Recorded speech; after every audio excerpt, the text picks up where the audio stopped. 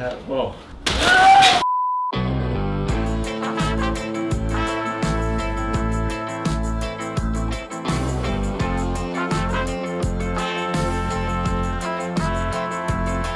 Today is insulation day. We're making this 200 square foot cabin snug and warm.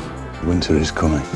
Havelock Wool is one of the only sheep's wool insulation providers here in the States. This wool is popular for insulating tiny homes, cabins, RVs, camper vans. It is the most non-toxic insulation you can possibly use and one of the most sustainable types of insulation. So my biggest question is, I guess, when it comes to wool is, why wool? Why wool? All right, so for starters, we didn't have to wear protective gear to install this. Every time I've ever seen photos, they're always wearing a full hazmat suit and whatnot. Hazmat suit. Right. Is it toxic when they're spraying it, but afterwards, once it's all ready to go and it's sealed up, it's safe? What do you think? Probably not. There's a term for it, off-gassing. Off-gassing. The more I've read about our health, products and companies and building materials, foods, nothing is like so toxic it'll kill you in a day or two. Yeah. But so many of these products that are synthetic kill you just a little bit, month after month after month. And they all add up. Exactly. So it's like death by 1,000 cuts. Let's say we're done with this shed one day. Let's say we've used it for 30 or 40 years and it's served an amazing purpose. Super affordable. The wood on the inside, even the wood on the outside, now I don't know what's in the paint, but this wool is compostable. This whole thing can go back to the earth. We can grow more grass to feed more sheep and grow more wool. Yeah. That's a circular loop. That is pretty awesome. Can you do that with fiberglass? No. Foam? No. Rock wool? Definitely not. No.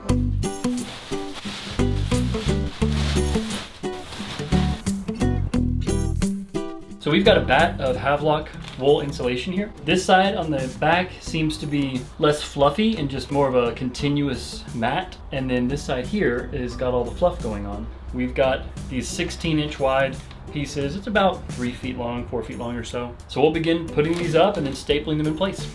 The first staple. We staple the top so that the whole bat doesn't slide down or the bat doesn't peel over like a fish mouth. It just helps anchor things.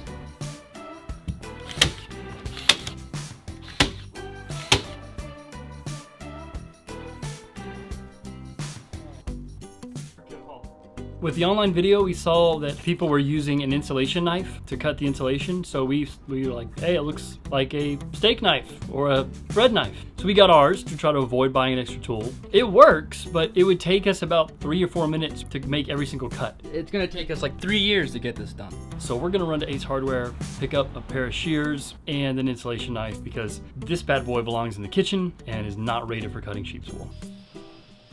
Ben, do you see any insulation knives? I know. Got more staples. We need those for the insulation. Hopefully these Fisker scissors will do the trick and we've got some more staples as well. And the price is really not that much more. Yeah. It's really not.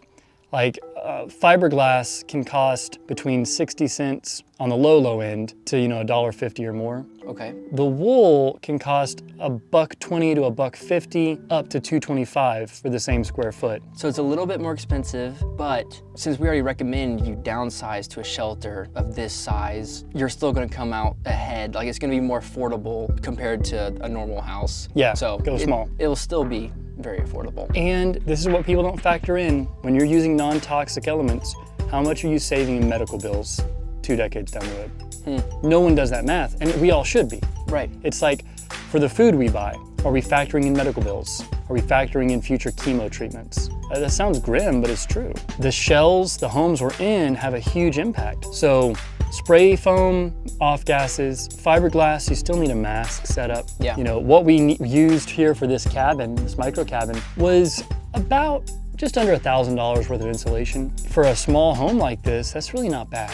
And especially because my baby boys are gonna be playing in this. Right. We want it to be safe. Right, so 200 square feet, it was $1,000 for all 4 walls and the roof. And the ceiling, yeah. Yeah, the ceiling. It's not even 11 o'clock and we're over halfway done. All the walls are insulated. Now we just have to insulate the ceiling, which will take a little bit more finesse with a stepladder and then our stapler. And we got lucky because these slabs of insulation are 45 inches across, and between the beams on the roof, it's 22 inches. So basically we just have to cut those in half and then we can just Yeah, cut them in half like 1,000 times. My knuckles are a little bit raw after cutting all that wool.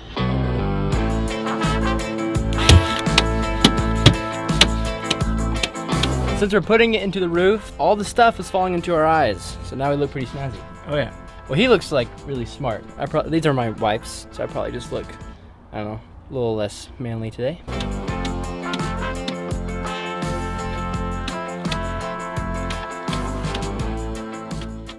The wool's compostable.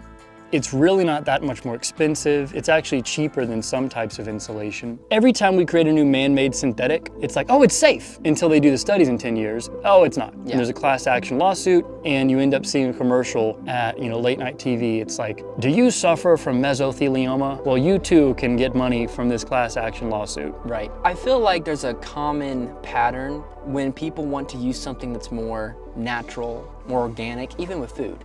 It's always a markup in price. Even with this wool, it's more expensive. Why is it more expensive? It's not used more. Economies of scale make things cheaper. Right, okay. So there's a lack of awareness for sheep's wool. The number of sheep farmed and raised in the US has been declining over the years because as a people, Americans are not too hot on lamb or mutton. Oh, so because I guess the biggest purpose of having a sheep is first for its meat. Yeah. And then a secondary, it's the wool. That's right. So if a nation is not big into the meat itself, you're just not gonna see much wool because there's not many sheep in the area. Right, not on site. Now this wool comes from New Zealand. They've got sheep out of their ears.